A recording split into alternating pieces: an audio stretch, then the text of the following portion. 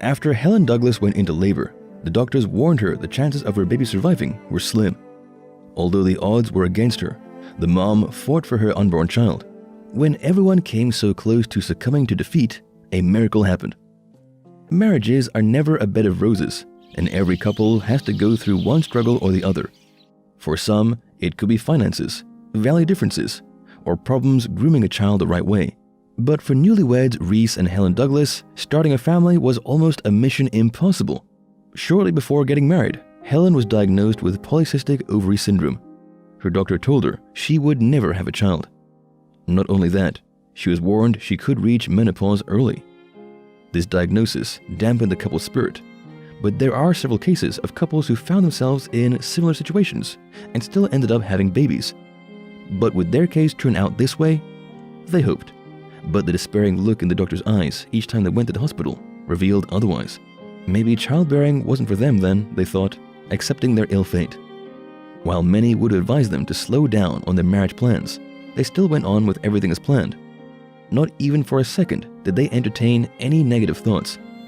Right from the time the duo started courting, they had always let the future take care of itself and made sure they lived in the present moment. This way, they stayed happy and fulfilled. But would this also work for this situation? After getting married, the couple still tried having a baby the natural way. Although they weren't expecting much out of the situation, they still believed a miracle could happen. Days gave way into weeks. Weeks became months, and it seemed like they would never hear the cry of a baby. But after a few months more, one morning, a surprise came knocking. Helen suddenly fell sick, so she went to the hospital for a checkup. Perhaps it was a fever or some silly flu, she thought. But when the results came in, she found herself staring at what could pass for the most beautiful paper in the world at that moment. The test result showed she was pregnant. Good gracious! No one could have seen that happening so fast. The news of the pregnancy brought Reese and Helen closer to each other. They could have gone their separate ways, but instead, they chose to fight, trust each other, and nature rewarded them with a miracle.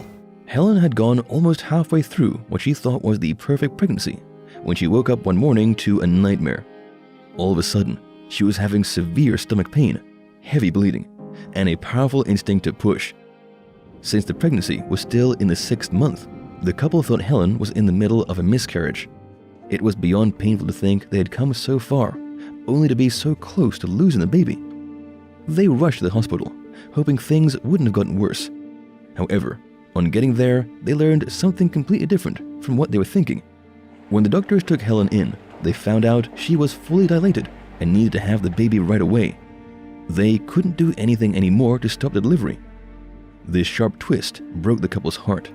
They needed no one to tell them the complications associated with having a premature baby.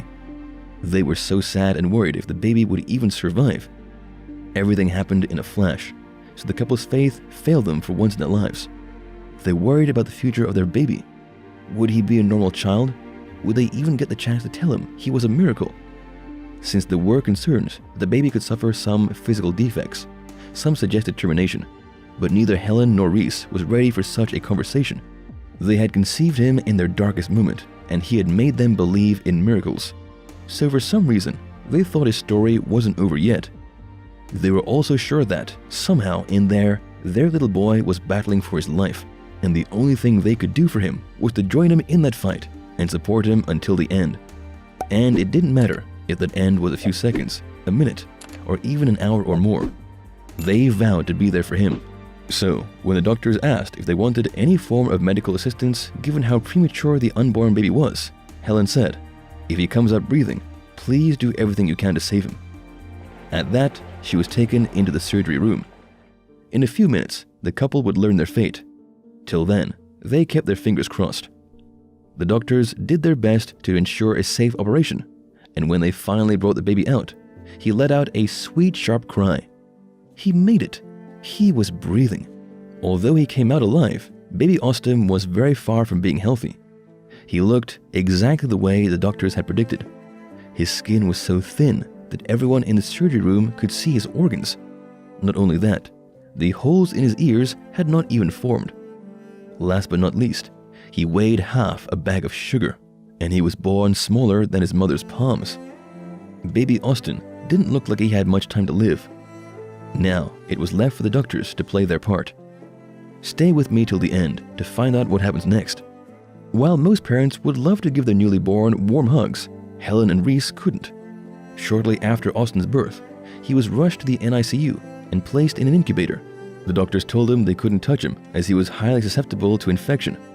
No parents would want to welcome their child into the world this way, but each time Helen and Reese went to see him, they could feel him fighting for his life, and they hoped he would come out victorious.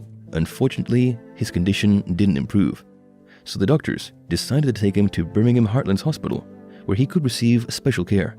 Even after the little boy was transferred, his parents still didn't have enough access to him. Worse off, some days after he got to the Birmingham Hospital, he contracted a lung infection, and that even made spending time with him almost impossible.